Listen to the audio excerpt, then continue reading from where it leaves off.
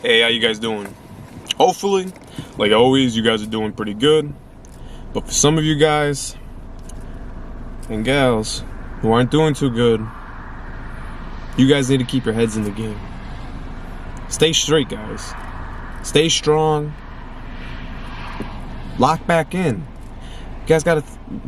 The world's gonna give you a lot of pressure onto you. And you gotta be able to go through it. Go with the punches.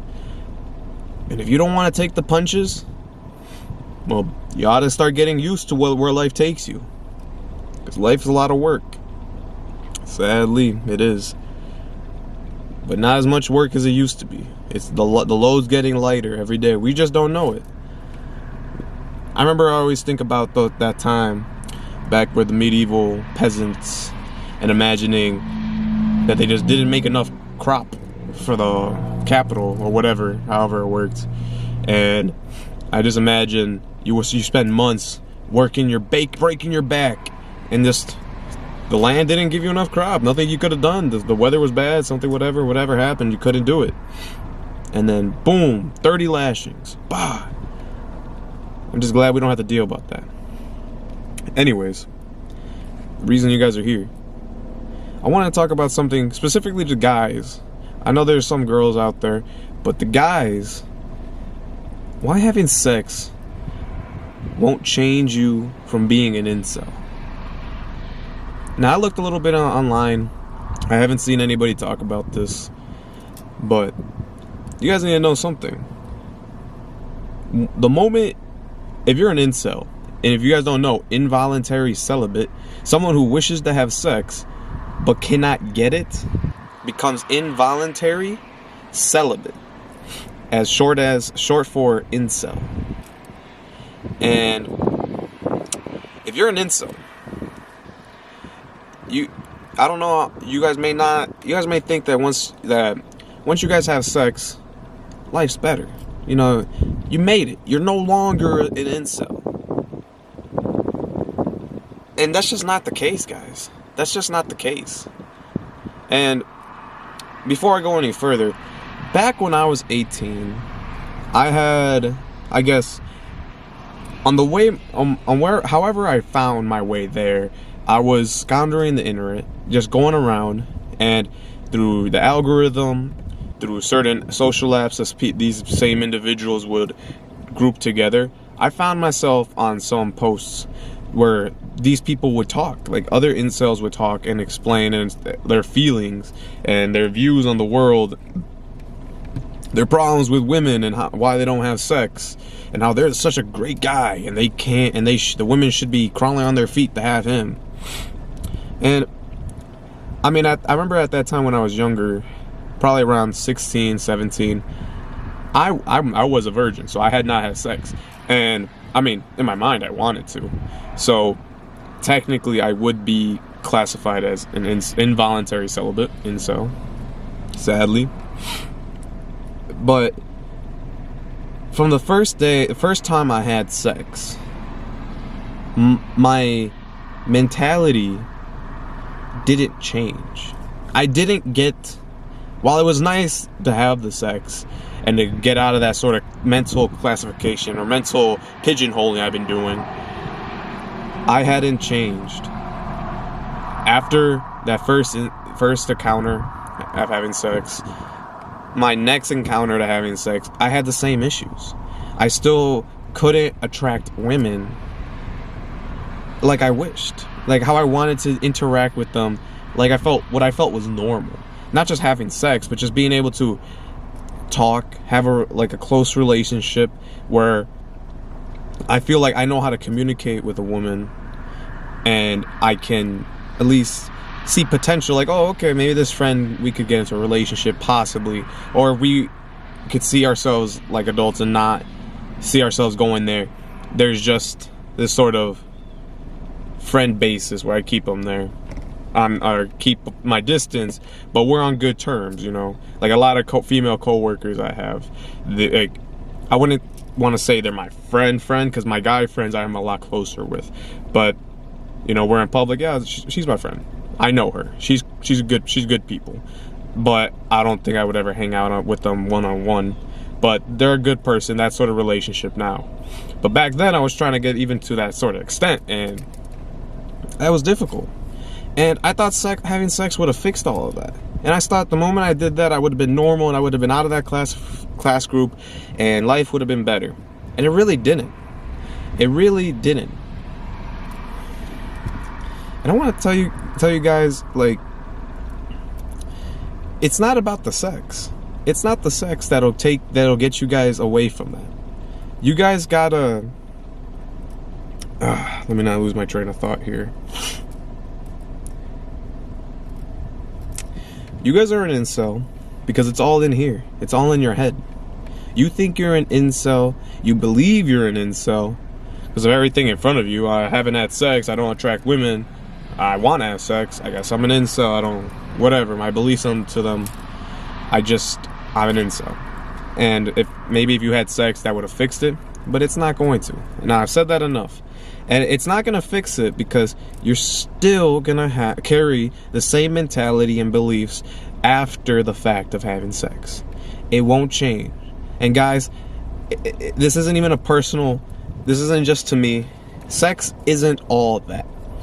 I forgot where I heard it, but this one, I think it was a doctor or psychologist, he was explaining that sex is literally just rubbing skin with you and another person together to get that sort of pleasurable stimuli so you guys both have an orgasm. That is all sex is. And the reason it feels good is because when we were old, like, our primal urges made it, when we were evolving, it only made sex, let me take back. Our primal urges evolved us to have sex be pleasurable, so we gained some sort of reward so that we could keep reproducing. That way we stay alive, and we keep staying alive as an organism. And guys, the reason you're not having sex is because it's a mental thing. It's all in your head. And it's probably been so long. I was 18 when I finally lost my virginity, and I felt like that was forever. I felt like I was so late. Like, oh my God, everyone's fucking lost it. No, not really. Like, some guys, they're still virgins. And as most of you guys don't want to believe, there's still women out there who are virgins at upper ages. You guys, now, with this day and age, you guys may not see it that way, but they are out there.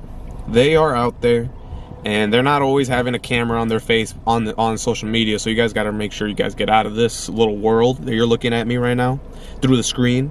Go out there in the world, start talking. Go see, start picking apart other people's heads, especially women who are good women, and you'll see that, well, they're still out here. You just don't see them. So, how do we fix this? How do you guys change your problems? How do you guys take care of this mental issue that, look, you're saying to me right now, Von Kai, I hear you, I get it, okay, me having sex isn't gonna fix anything. How do I change this? Help me. What happened? I'm gonna tell you. The moment the tables turned for me, and I felt that now I was attracting women, and I was getting that attention, because I noticed it. When I was younger, I wasn't that good looking, and I didn't get a lot of women's attention, and I've seen the worst of it, that what women could do to a guy who's down. And it's not pretty, but I've seen it now, how it is when it turns around, when you do get a female's attention. And it really started just because I stopped focusing on trying to get women. And I know that for a lot of you guys, it's going to be hard. You're going to be like, now, Von Kai, that's so easy for you to say because you already had sex. Of course, you had the experience. You could live without chasing them anymore because you had that experience. What about me? I have never experienced sex before. And if I don't keep trying, then I'm going to die without that experience. And I'd rather have that experience. So I'd rather keep trying. And I understand, guys. I get that. You guys, I forgot where else I heard it from, but it's not good to constantly keep trying. It's not gonna help. It isn't. You guys sometimes gotta take a step back, take a step away from all that, and just try to focus on yourself. If you are gonna want to keep giving yourself a chance, you guys gotta make sure you're still focusing on your life. Have a goal, such as being financially stable. So working, getting a job, and working steady hours. And then as you work a job with steady hours, be consistent, manage your money well, be financially literate, put money away, be smart.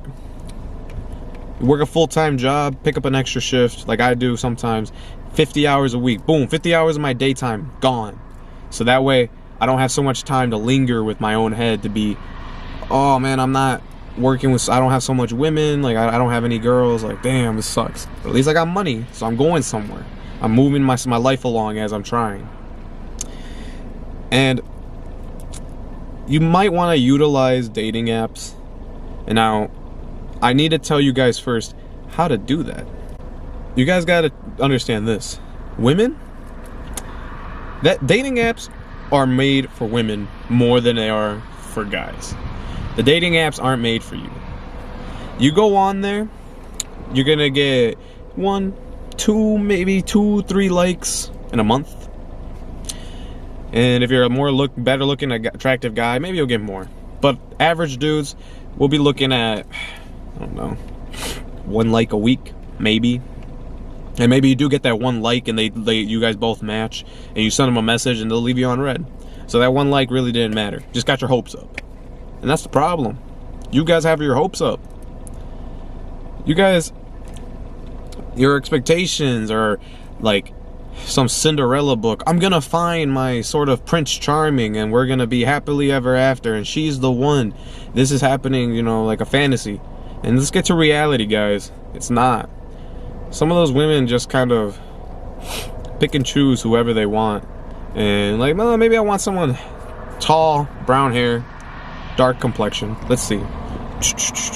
Oh, there's a guy. Let me get him. Oh, today, maybe I'm thinking we could find a guy who's got short hair. I don't know. Short, whatever. As most of you guys, some girls like short guys. Most of you guys don't want to believe. They do. I've been rejected before because I'm too tall. I don't know if that was true or not, but I've been told that, not just one time, a few times, that I was too tall. I'm just 6'3", but I guess that's too tall too. So don't lose hope. But how you guys need to start treating them, these dating apps, is that it's starting to rain. Oh shit.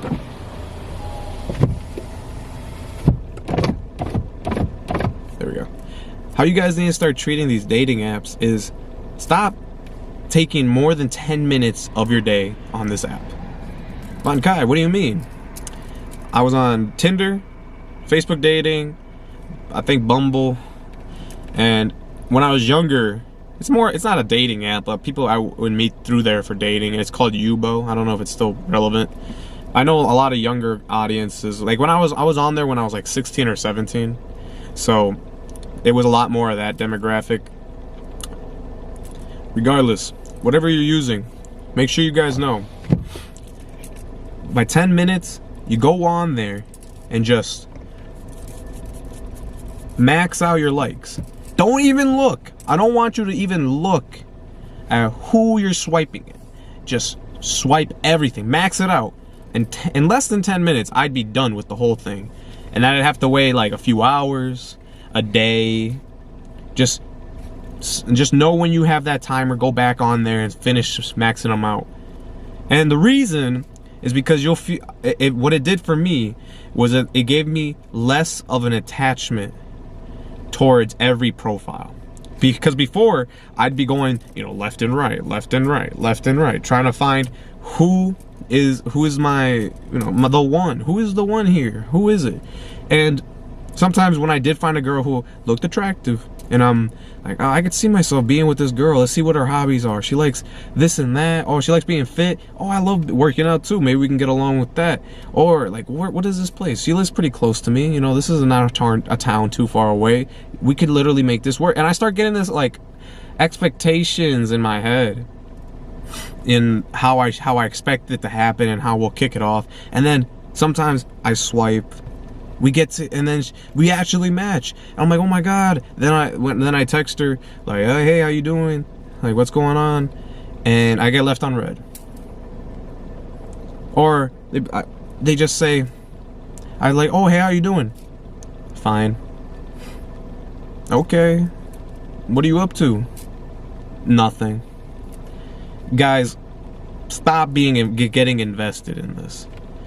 First, just max out all those likes, and then you'll see you'll have a lot more people in your area and more people you'll end up matching with. And if you guys find like, oh, Ivanka, I do that and I still don't get matches, keep waiting.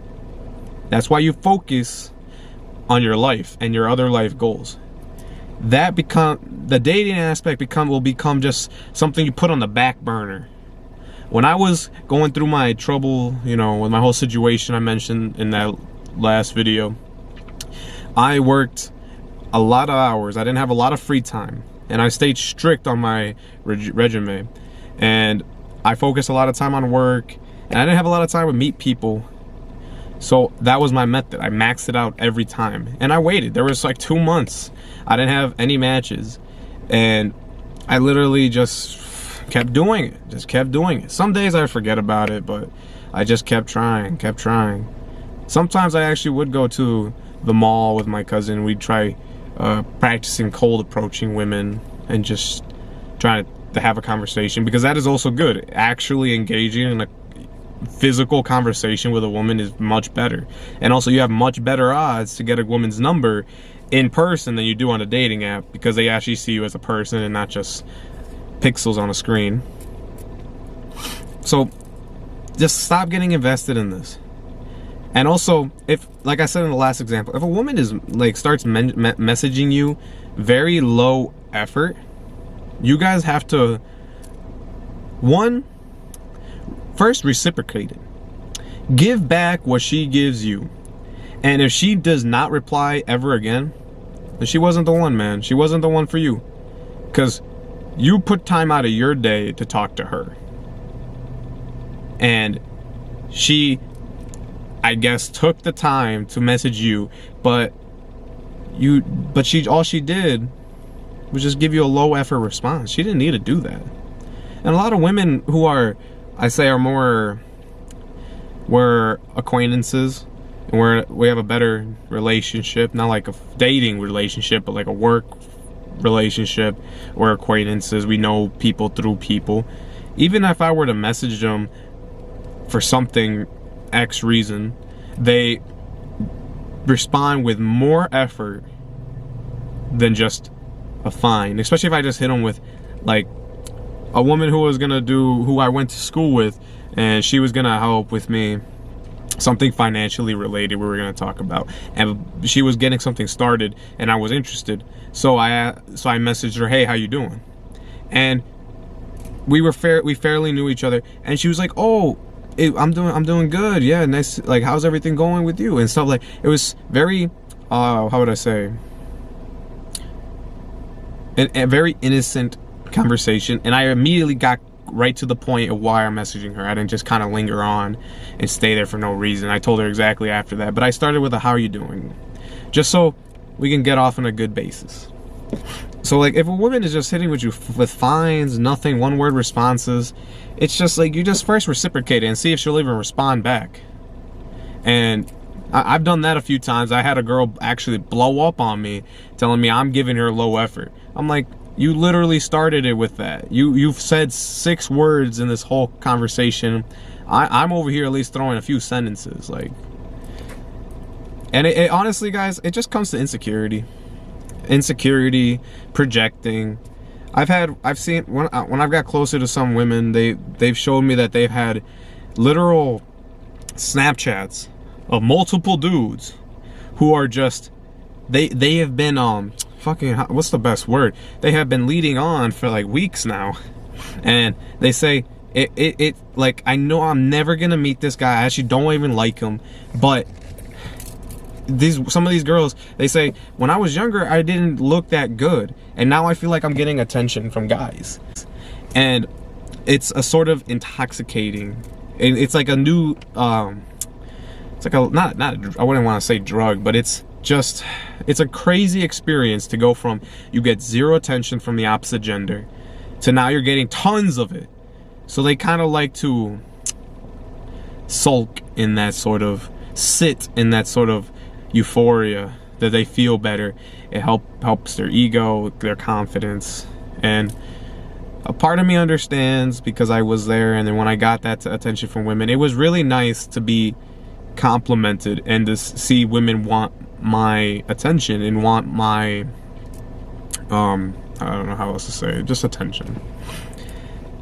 So I understand from their perspective. But guys, if a girl is texting you, setting up dates, immediately canceling the last minute, and then you just set up another date, and then again just cancels you, or when you text her, she waits 7 hours, and then when she finally texts you, you just boom, immediately text 2 minutes right after, and then right after you do that, gone for 3 hours. If it's something like that, guys, use your head. Use your fucking head. You think she's a CEO of a fucking blue chip company? She's not busy 24/7. Most of the women I've noticed who do that are like the least busiest women ever. And especially if a woman is like committed to trying to get something going in a relationship with you, they will invest a little more time into you, or at least have reasons, good reasons, not just, oh, I was busy. If someone was messaging me in the middle of a conversation over text and we just stopped, like I just went cold turkey and I stopped talking to her because I got caught up in my work. I had to go back to work, and so I had to wait a little while. I would just tell her, hey, yeah, sorry it took me too long to respond. Supervisor came by, had to get off my phone for a while. Okay, cool. Because it's one, respectful to acknowledge to her, hey, where did I go? We were just talking back to back to back, and then you just went out. Like, what happened? And cleaning up that clarity, making everything clear, is respectful for people. People overthink, especially when you're going through text. If you're purely only talking over the phone and like through text, there's a lot of space for overthinking, and some people overthink more than others. And if you're gonna get into a relationship with somebody, you shouldn't expect someone to be perfect. When I first started dating with, when I first got into a relationship with my girlfriend, my current girlfriend, there was a lot of instances where certain miscommunication just snowballed into something bigger. Like when we first started dating, everything was very new, so we would talk and text all the time, and we'd be talking back and forth a lot.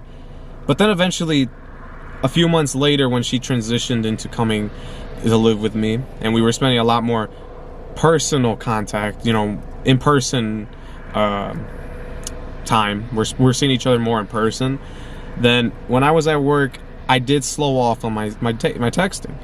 And since we were still relatively new, she kind of took that as I was like distancing myself, when in reality it was because I didn't want to get burnt out with her.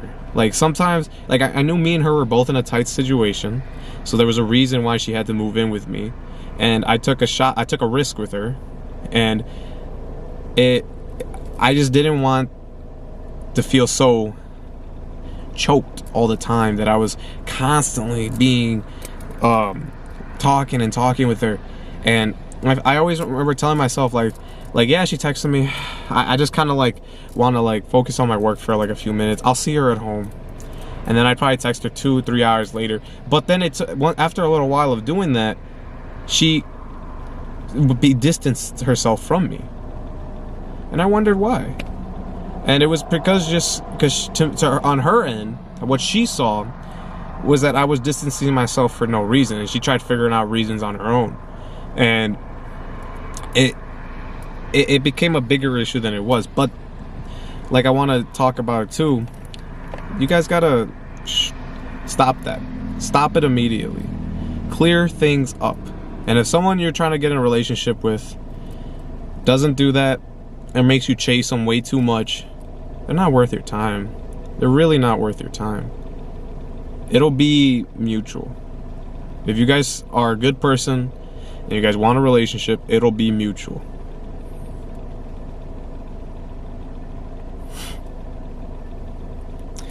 Now, I may have to cut this video up. This one's already going on for 25 minutes. A long-term goal. And I say working on, like I said, like working, earning money, stacking your cash. That's a goal. Keep focusing on that. So then you are able to be someone who can provide more.